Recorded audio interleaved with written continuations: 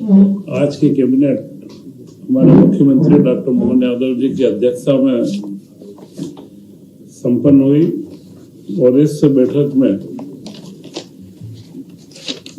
मुख्यमंत्री जी के द्वारा कुछ विषय निर्णयों के अलावा भी बताए गए कि जो राज्य के लिए महत्वपूर्ण विषय थे। उसमें सबसे बड़ा विषय था 2 रोज पहले वो बालाघाट होकर के आए। बालाघाट को नक्सल मुक्त कर दिया गया है। यह सबसे बड़ा कार्य, एक चुनौतीपूर्ण कार्य भी था। दिसंबर तक की उसमें डेडलाइन दे करके एक समय सीमा निश्चित करके नक्सल मुक्त किया गया और उसके बाद मुख्यमंत्री स्वयं बालाघाट में जाकर के आए और बालाघाट में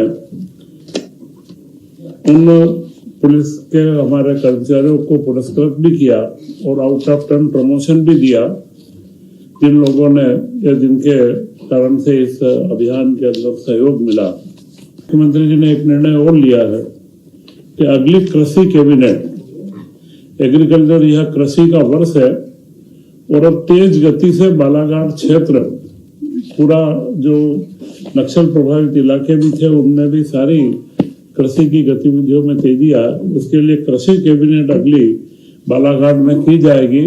हमारे गृह मंत्री अमित शाह जी के निर्देशन में बालाघाट को पूर्णतः नक्सल मुक्त करने में मुख्यमंत्री जी के द्वारा जो पहल की गई है, यह एक बहुत बड़ा कदम है और यह कैबिनेट बालाघाट क्षेत्र के समग्र विकास के अंदर एक नई भूमिका अदा करेगी।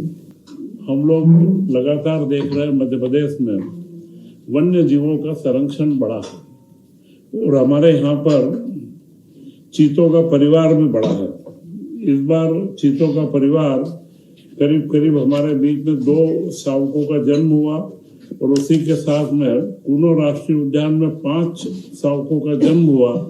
चीतों की संख्या बढ़ना, उसी के साथ में वन्य जीव के साथ में पर्यटन की वृद्धि हो, क्योंकि मध्य प्रदेश में सबसे अधिक वन क्षेत्र है और वन क्षेत्रों में पर्यटन की बहुत संभावना है और जिससे रोजगार की भी संभावना है। तो उसके अंदर भी हमारी वृद्धि हो रही है, क्योंकि सफेद टाइगर भी इंदौर की जू के अंदर एक सफेद टाइगर मिला है और इसके अलावा रीवा में भी हम लोग इसके लिए प्रयासरत हैं। इसी के साथ मुख्यमंत्री जी ने एक नई योजना को बनाने का भी निर्देशित भी किया है कि जहां पर जू बनते हैं, जिनमें हमारे वन्य जीवों को रखा जाता है, उसी के साथ में रेस्क्यू सेंटर भी बनाया जाए, जहां पर जो घायल पशु हो जाते हैं उन पशुओं को ला करके उनका इलाज भी हो और फिर उन्हें स्वस्थ होने के लिए जू के अंदर रखे भी। यह कॉम्बिनेशन का नया प्रयोग मध्य प्रदेश में करने के बारे में मुख्यमंत्री जी की मंशा है। 2 रोज पूर्व ही इंदौर में दाल मिलों का एक 2 दिन का सेमिनार हुआ और उसके ऊपर दाल मिलों की जो नई मशीनें हैं उन मशीनों का प्रदर्शन भी हुआ। तो दुनिया के अंदर नई तकनीक के साथ में मशीनें आ रही है और दाल का तिलहन का मिशन मध्य प्रदेश में हम लागू कर रहे हैं और उसमें तुअर के ऊपर जो पूर्व में इंपोर्ट पे हम छूट दे चुके हैं, कुछ मिलों की उड़द और बाकी चीजों के ऊपर मांग आई है, तो उस पर सरकार बहुत गंभीरता से विचार कर रही है कि मध्य प्रदेश का जो हमारा दाल दलहन का कार्य है वो तेजी से आगे बढ़े। इस सबसे जब हम देखते हैं कि जो मध्य प्रदेश में माहौल बना है औद्योगिकरण का, उसी में वहां जितने भी मशीनों के अलग अलग व्यवसायी आए थे उन लोगों ने भी यह बात की तारीफ भी करी है कि मध्य प्रदेश में औद्योगिक नीति के कारण से एक अच्छा माहौल बना है और उनके मशीनों के अंदर पूछ परख भी बढ़ी है। तो मैं ऐसा मानता हूँ कि ये मध्य प्रदेश के विकास के अंदर एक बड़ा कार्य है। इस सीजन में जो कृषि वर्ष हमने यह घोषित किया है, इसी में सबसे महत्वपूर्ण धान के समर्थन मूल्य में वृद्धि से किसानों को बहुत राहत भी मिली है। 25-26 में 51.74 लाख मीट्रिक टन से अधिक धान का उपार्जन मध्य प्रदेश में हुआ है और समर्थन मूल्य 2369 रुपए निर्धारित था। पिछले सत्र के एमएसपी से यह 69 रुपए अधिक था और पिछले खरीफ सीजन में धान का समर्थन मूल्य 2300 रुपये था। तो यह जो 69 रुपये अधिक होने से मेरे समर्थन मूल्य के ऊपर 43,52,905 मीट्रिक टन का उपार्जन किया गया और 8,59,000 किसानों के द्वारा धान का इसमें पंजीयन किया गया था। तो इस वर्ष इसके 1436 केंद्र स्थापित भी किए गए थे। और इसी के क्रम में अब गेहूं का सीजन अब चालू होने वाला है, तो गेहूं के लिए उपार्जन में 7 फरवरी से 7 मार्च की तिथि निश्चित की गई है और 26-27 के लिए 2585 रुपए जो केंद्र सरकार के द्वारा एमएसपी घोषित किया गया है, वह पिछले वर्ष से 160 रुपए ज्यादा है। वह एमएसपी के ऊपर उपार्जन का भी निश्चित है। पंजीयन की निःशुल्क व्यवस्था है और किसान द्वारा समर्थन मूल्य पर विक्रय का भुगतान प्राथमिकता के आधार पर आधार लिंक बैंक खातों से किया जाएगा। पिछले में भावांतर योजना हो या जितनी भी योजनाएं रही पुराने अतिवृष्टि के भी जो मामले थे, उन सब में राज्य सरकार ने 15 दिन से 1 महीने के समय सीमा में सारा भुगतान किया है। तो इस बार गेहूं में भी हमारी ये व्यवस्था रहेगी कि हम जल्द से जल्द किसानों का भुगतान उनके खातों में प्राप्त हो जाए। स्वास्थ्य का क्षेत्र, जिसमें मध्य प्रदेश ने बड़ी छलांग लगाई है। इस वर्ष जो आंकड़े आए हैं नेशनल हेल्थ केयर सर्वे के, उनमें जो मध्य प्रदेश में मातृ मृत्यु दर MMR 173 से घटकर 142 हुई है। यह एक बहुत बड़ा आंकड़ा है। 173 से 10,000 के ऊपर 173 मृत्यु होती है, वह 142 हुई है। और IMR शिशु मृत्यु दर वह 41 से घटकर 37 हुई है। यह जो 2 सूचकांक है, यह विकास के सूचकांक के सबसे महत्वपूर्ण पहलू रहते हैं। इनके माध्यम से ही प्रदेश की या देश की जो क्रेडिट रेटिंग या जो रेटिंग की जाती है, इन्हीं के माध्यम से की जाती है। और उसी में टीबी उन्मूलन कार्यक्रम में मध्य प्रदेश 5 राज्यों के अंदर सिर्फ 5 राज्यों में भी आ चुका है। और सिकल सेल में, जिसके ऊपर लगातार हमारे राज्यपाल महोदय भी इस पर चिंतित रहते हैं, और सिकल सेल के अंदर व्यापक स्क्रीनिंग और उपचार की सुविधाएं भी विकसित करी है। और आयुष्मान भारत योजना में 4.43 करोड़ कार्ड तैयार करके मध्य प्रदेश इस देश में प्रथम स्थिति के अंदर है। और PM श्री एम्बुलेंस एयर सेवा का अब उपयोग बढ़ने लगा है। धीरे धीरे कई जिलों के अंदर से इस तरीके के जो दुर्घटना के या जो तत्कालिक गंभीर बीमारी वाले हमारे जो निम्न श्रेणी के या आयुष्मान कार्ड के जो हमारे धारक हैं, उनको हम लोग योजनाएं दे रहे हैं। और जो राहवीर योजना, उसका भी अच्छा प्रतिसाद मिल रहा है, जिसमें 25,000 रुपए की प्रोत्साहन राशि दी जाती है।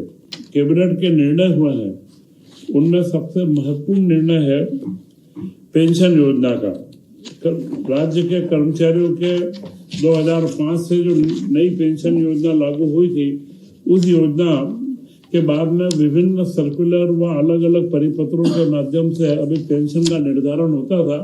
तो हमारे कर्मचारियों को कई चीजों में स्पष्टता नहीं रहती थी। अभी इस बार पूरा का पूरा एक नियम 2026 बना दिया गया है, जिसमें न्यू पेंशन स्कीम पूरी लागू की गई है। और इसमें महत्वपूर्ण बिंदु है पारिवारिक पेंशन। जो केंद्र सरकार द्वारा पारिवारिक पेंशन का प्रावधान जरूर था, परंतु वह बहुत कम लोगों को मिल पाती है। हमने मध्य प्रदेश सरकार ने इसमें विशेष रूप से जो प्रावधान किया है, वह प्रावधान है तलाकशुदा पुत्री। अभी तक पुत्रों को ही इसमें पेंशन प्राप्त होती थी, परंतु तलाकशुदा पुत्री का भी प्रावधान इसमें किया गया है। क्योंकि आप हम सब जानते हैं कि जो लड़कियां माता पिता पर आश्रित रहती है और जब तलाक हो जाए तो उनका जीवन यापन बड़ा मुश्किल होता है। तो मध्य प्रदेश में जो उसको भी पेंशन की पात्रता रहेगी। बाकी सारे नियम जो उनके स्वैच्छिक सेवानिवृत्ति और जो केंद्र सरकार ने जो प्रावधान दिए थे, उन सारे प्रावधानों को उनमें नियमों में समाहित करके एक नियम 2026 का इसमें अनुमोदन किया गया है। इसी के साथ में ओल्ड पेंशन स्कीम का भी और नई पेंशन स्कीम, 2 स्कीमों का करा गया है। आदिवासी क्षेत्रों में जो प्रधानमंत्री जी का महत्वपूर्ण कार्यक्रम है धरती आबा, जनजाति ग्राम उत्कर्ष अभियान धरती आबा कार्यक्रम के तहत जो हमारे सामने अविद्युतीकृत घरों की संख्या टोटल 63,000 चिन्हित की गई थी और वहां पर जो शासकीय संस्थान थे वो 650 थे।